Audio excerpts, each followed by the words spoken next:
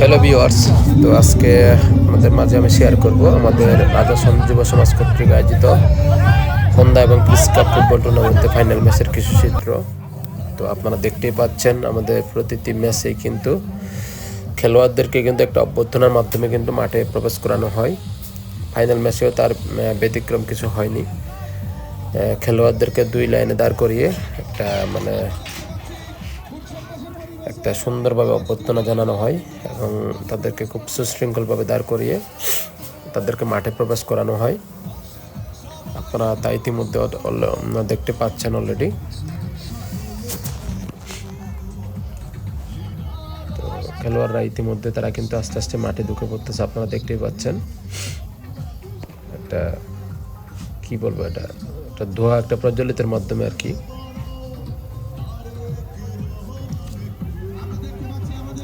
Final ম্যাচে কিন্তু অনেক দর্শক কিন্তু আমরা দেখতে পেয়েছি। এই যে এখন আমাদের জাতীয় সঙ্গীত পর্ব, যেটা আমাদের প্রতিটি ম্যাচেই আমরা করেছিলাম যেটা, তো জাতীয় সঙ্গীতকে সম্মাননা জানিয়ে আমাদের জাতীয় সঙ্গীত প্রদর্শন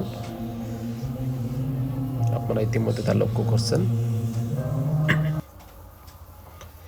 এই যে এই মুহূর্তটা হচ্ছে খেলোয়াড়দের সাথে আমাদের মাননীয় প্রধান অতিথি ডাক্তার দেহান মোহাম্মদ সালাউদ্দিন বাবু ভাইয়ের পরিচিতি পর্ব। সকল খেলোয়াড়দের সাথে উনি মাঠে এসে তিনি পরিচিতি হয়ে থাকেন। একটা জিনিস ভালো লেগেছে, উনি খুব মাঠে এসে বক্তব্য দেওয়াটা তিনি খুব পছন্দ করেন না। তাই তিনি কিন্তু মাঠে সেভাবে কিন্তু তিনি এসে কিন্তু বক্তব্য দেননি খেলার শুরুতে। উনি যা বক্তব্য দিয়েছেন এবং তা হাফ টাইমের সময় উনি চাই মাঠে খেলা শুরুক। যখন দেখতে পাচ্ছেন যে আসলে খেলা চলতেছে, একটা ড্রোন ক্যামেরা দিয়ে ভিডিও করা হয়েছে।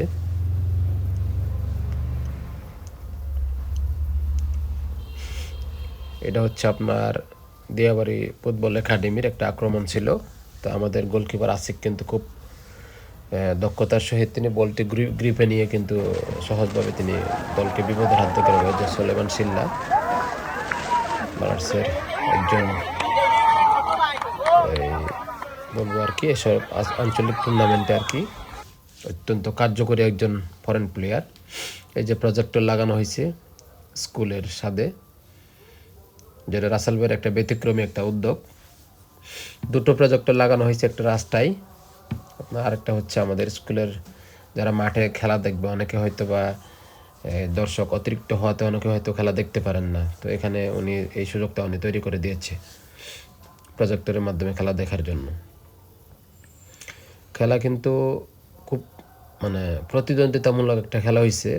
প্রতিপক্ষে কিন্তু অনেকগুলো ফরেন প্লেয়ার ছিল, যা বাংলাদেশে অত্যন্ত নাম করা। বেলাল, তারপর হচ্ছে সিল্লা, তো পগবা নামে একজন ফরেন ছিল, তারপর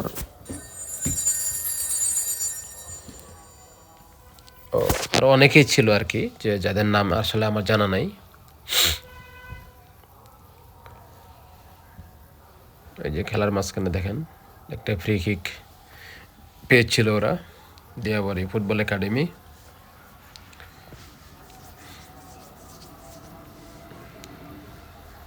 তো মাঠে কিন্তু অনেক দর্শক হয়েছিল, যে আসলে অনেক দিন পরে ফাইনালটা হইল।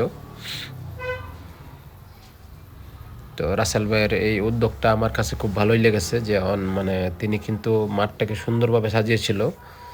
তো সকাল থেকে পানি দিয়েছিল, যে মাঠে অনেক বালি থাকার কারণে হয়তো পানি না দিলে খেলার উপযোগী থাকতো না। উনি অনেক কষ্ট করেছেন আজকে খেলাটি দেওয়ার জন্য, যে ফাইনাল খেলাটি সুন্দরভাবে দেওয়ার জন্য।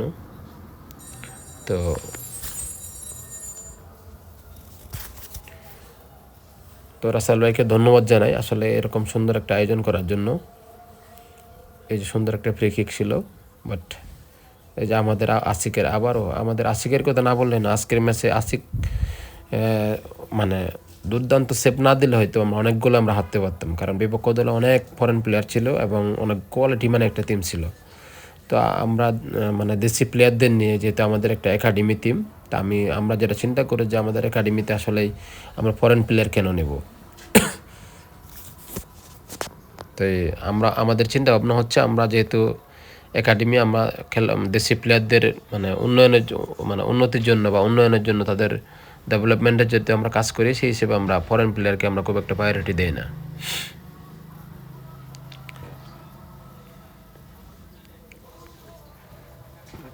খেলা খুব আক্রমণ এবং পাল্টা আক্রমণের মধ্যে দিয়ে খেলা চলতেছিল। তো আমরাও বেশ কয়েকটা আক্রমণ করছিলাম। তো আসলে দুর্ভাগ্য, আমরাও গোল পেতে পারতাম হয়তোবা, কিন্তু হয়নি। তবে চেষ্টার খুব একটা কমতি ছিল না। এই যে এটা দেখুন, আমাদের রাসেল, সেই মানিকগঞ্জের ইয়াংস্টার, বর্তমানে ফর্টিসেপসিতে খেলে। তো সে কিন্তু একক প্রচেষ্টায় ওভারল্যাপিং করে 2-3টা প্লেয়ারকে তিনি কিন্তু বিট করে এমন একটা শট নিল, গোলটা যদি আরেকটু নিচ থাকলে গোলকিপারে কিছু করার থাকতো না। আবার আমাদের সেই আক্রমণ থেকে শুরু করে সাভারের প্রত্যেকটি অঞ্চলে ফুটবল এই টুর্নামেন্ট আবারও রাসেল বৃন্দ, তাদেরকে আমি ধন্যবাদ দিতে চাই, এই কারণে এই টুর্নামেন্ট আয়োজনের ফলে এলাকাবাসীর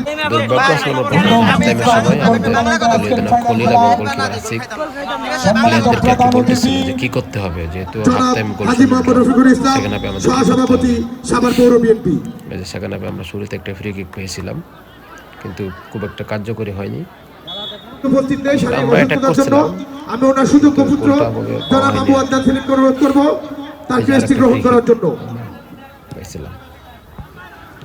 প্রধান উপদেষ্টা জনাব মোহাম্মদ ওমর তার সুযোগ্য সন্তানকে আমি বিশেষভাবে অনুরোধ করব তার ক্রেস্টটি গ্রহণ করার জন্য। মাইন্ডসেটে মাঠ, ওদের ফরেনগুলা একটা খেলা দর্শক আপনারা জানেন আমাদের মাঝে উপস্থিত আছেন আমাদের সাভারের ভালোবাসার নেতা, গরিবের বন্ধু, যুবকদের আইডল, আমাদের ধানের সাভারের জাগা 19-এর ধানের শীষের কান্ডারি জনাব ডাক্তার জান মোহাম্মদ সালাউদ্দিন বাবু, সাবেক সংসদ সদস্য। ফিজিক্যালের কারণে আমরা অনেক এই যে সেই গোল যে এটাকে আমরা গোল খাই আর কি।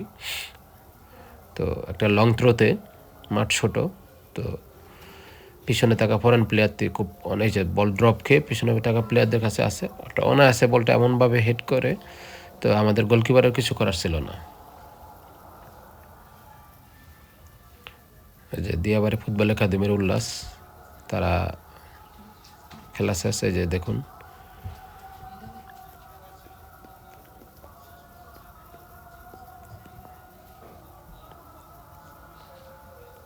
এই যে খেলা শেষে দেখুন দর্শকদের একটা উল্লাস আর কি।